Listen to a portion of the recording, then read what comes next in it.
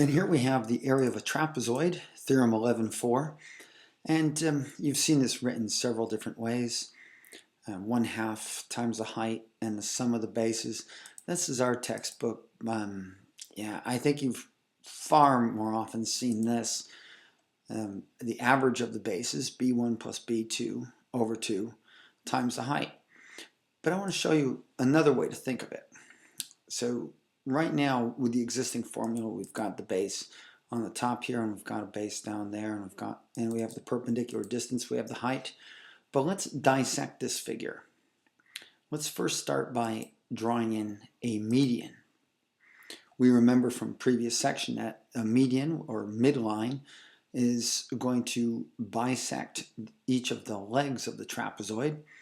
And now what we're going to do is, well, let's just drop some perpendiculars here. Watch this. And we're going to cut this trapezoid up into pieces. I'm going to separate it like this. You can see the formation of these little congruent triangles, and I'm going to rotate them up like that. Then I'm going to take this one, rotate it up like that. And certainly what I've done is turned it into a rectangle. We all know the area of a rectangle is base times height. Well, the only thing that represents the base now is actually this length, m. M for the median times the height. So in this case, this trapezoid can also be thought of as m times h, where m is the midline or the median of the trapezoid. Here we go with the area of a rhombus, which is half the product of the diagonals. And if you're wanting to understand this, we could look at this as sum of the parts here.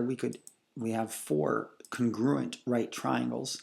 We could find the area of a right triangle multiplied by 4 if we want to find where this equation comes from. But here's an easier way. Let's turn it into a big rectangle. Now this rectangle has dimensions of d1 times d2. And as we can see here, each of these, let's say, orange triangles congruent to the green one. Therefore, that rhombus is exactly half of the rectangle that I constructed it out of. So it's half the product of the diagonals. Easy. Well, here we go with the area of a kite, just like the area of the rhombus that we saw. Only difference here, we've got 2 pairs of congruent right triangles if we wanted to do it by sum of area. But really, let's take the same argument. Imagine if this kite existed inside this rectangle. And we can just demonstrate very quickly here. By using congruent triangles, I can easily see that the kite, by all the pieces, is exactly half of that rectangle. The rectangle, of course, is diagonal 1 times diagonal 2. So therefore, the kite, just like the rhombus, half the product of its diagonals. Well, let's find the area of this rhombus. Exercise number 11 from our text. An easy one, but let's explore our alternative approach. If we didn't know our new formulas, our new theorems, we would really look at this and dissect it into a series of right triangles. I've got this magenta right triangle here with legs of 12 and 15, so the area is 90. And then if I imagine this, I can see that this figure is really made up of 4 congruent right triangles. We knew that from a previous chapter, so I could take that 90 times 4, and I have an area of 360 square units. But let's suppose we don't want to do that. We want to go a little bit faster. Let's move this over a bit, and let's just remember this. We know that we have a formula, 1/2 the product of the diagonals, and in the case of a rhombus, the diagonals are perpendicular bisectors, so I'm going to take that 15, I'm going to double it to 30. I'll call that the red diagonal, and I've got the blue diagonal here of 24. So just do a little bit of substitution, and you can see right away I come up with my area, 360 square units. All right, a little coordinate geometry, exercise 20. Exactly as it appears in your book, let's classify this figure. Well, I draw the diagonals, it jumps out at me because I've got let's say I've got this vertical blue diagonal and this horizontal green diagonal. And from their placement, I can tell several things. The blue and the green diagonal are perpendicular bisectors of each other. That's enough to tell me right away that this figure is a rhombus. May be classified as a rhombus. A little substitution. I've got the blue and the green diagonal in there, and that will just simply come out to be 8. Now, of course, it is a rhombus. This rhombus happens to also be a square because the diagonals are congruent and perpendicular bisectors of each other. And we could have, if you really wanted to do it this way, you could have said, well, each side is 2 radical 2. You should remember that from your 45, 45, 90 identities. And when I square that, I get 8 as well. So we're done. Well, here we go, exercise 21, another exercise in coordinate geometry. I've already got the diagonals drawn in for you. The horizontal brown one is 5 units, and the vertical green one is 4 units. So the brown is the perpendicular bisector of the green, not vice versa. That's going to be sufficient to classify this figure as a kite. Obeying the same rule as the rhombus did in the previous problem, we can just substitute and then we're done. The area of this figure will be 10 square units. Oh, love the algebra. Another one of these exercises, number 22. I've got the trapezoid. I don't know exactly what it looks like, but I know that one base is twice the size of the other. So I'm going to do an assignment there, assign a variable. And now I'll just go back to my formula for the area of the trapezoid. And I'll substitute some values. And let's do a little bit of simplification right here. Well, what did I do here? Well, this is b plus 2b is 3b, and I doubled both sides of the equation to get rid of the 2 in the denominator. 13.5 becomes 27. So again, remember, multiply by 2, easiest way to get rid of that 2 in the denominator.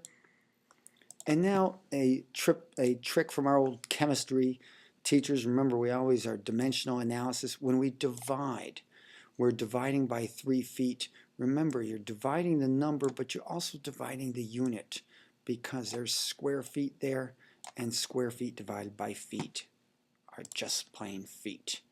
So that means I can now say that 3b is equal to 9, and therefore b is 3 feet. And if I want to substitute back in, well, I was told that the height was 3. That means the first base, or the short base, is 3, and the long base is 6. And if I went through this, I could see, yep, that makes sense. I add those two together, and I could just check it forward too and make sure I get 13.5. It checks out okay. Well, let's find the area of this figure, exercise 24 in your textbook. And this quadrilateral's got not 1 but 2 pairs of congruent adjacent sides. That tells me it's a kite. I know the formula for a kite. It's half the product of the diagonals. Looks like I'm missing something here, this x. Easy enough for us because we know our Pythagorean triples. We'll look at that, and x is 12 straight away.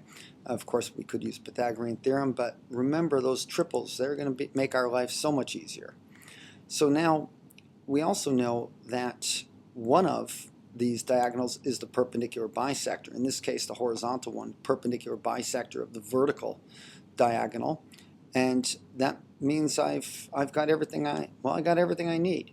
Let's just figure out the diagonals.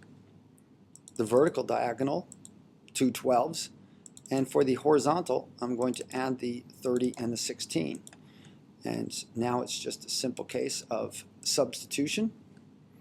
And then I'll just multiply it to half of that product, 552 square units.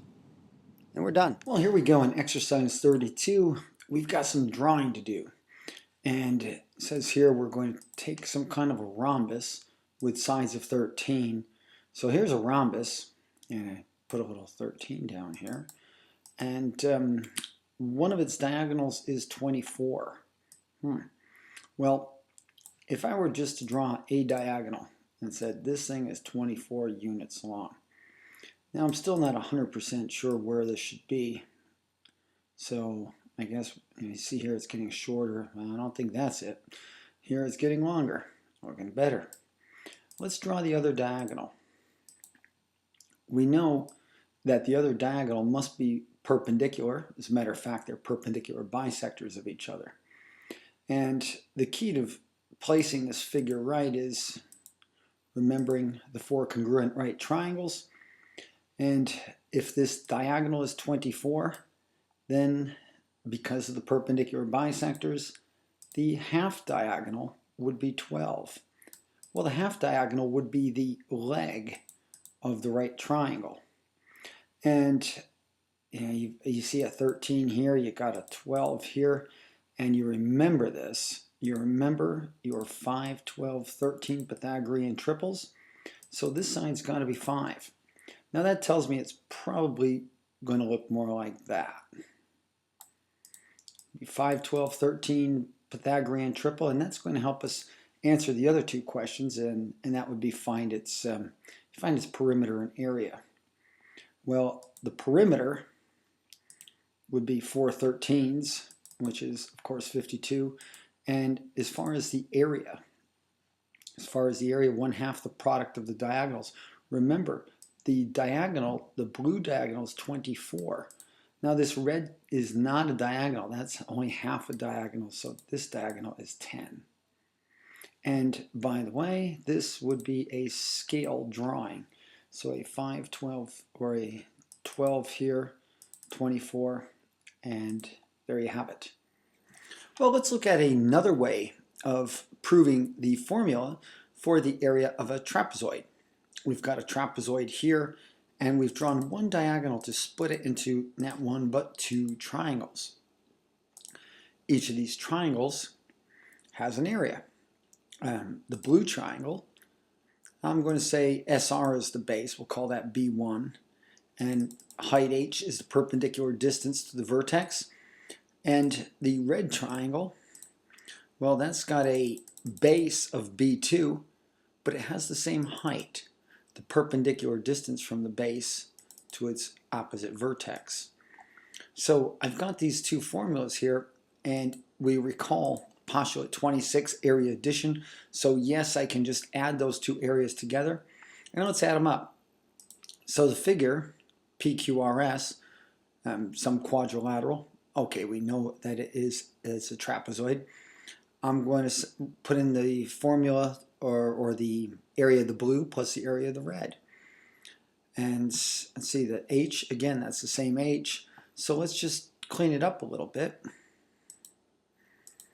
I can factor out the 1/2. Both expressions contain a 1/2. And yeah, I'm doing it a little slower so we can see where it all goes. But they both now contain a factor of H. And there you go. Factor it out, and now you've got 1/2 times the sum of the bases times the height. And there you have it, the formula for the area of a trapezoid. All right, let's see if we can plan a proof to find the area of a kite. And we've got our kite here, PQRS. This is exercise 41 in the text. And we're going to do the same thing that we did in the previous exercise. We're going to use the area addition postulate. We're going to split this kite up into the red and the blue triangles respectively. We know that the formula for the area of a triangle is 1/2 base times height. Now, when I look at these two triangles though, look at the blue triangle. This is the base of the blue triangle, PR, also known as D2. So that's your 1/2 times D2. Now the height is this distance. Well, that's not that distance, it's half that. It's D1 divided by 2. That would be the height of the blue triangle, because we know in this case PR is a perpendicular bisector of QS. Now the same thing is going to go over here when I look at the red triangle. They have the same base, which is PR, also known as D2, and the height, yeah, it's the segment over here, it's the other side of it, but it's still equal to 1/2 of D1. So all I've got to do is add these two together. Oh, I suppose I should have said here, once I can simplify these, I've got 1/2 times d2 times d1 over 2, and that's going to simplify to 1/4 d2 d1, 1/4 d2 d1, and I can add those two together now, and then I'll have it. Now I did switch D1 and D2 around because I figured we are all right with commutative property, but that's all you had to do. Take this formula, areas of a triangle, add them together, and there you go.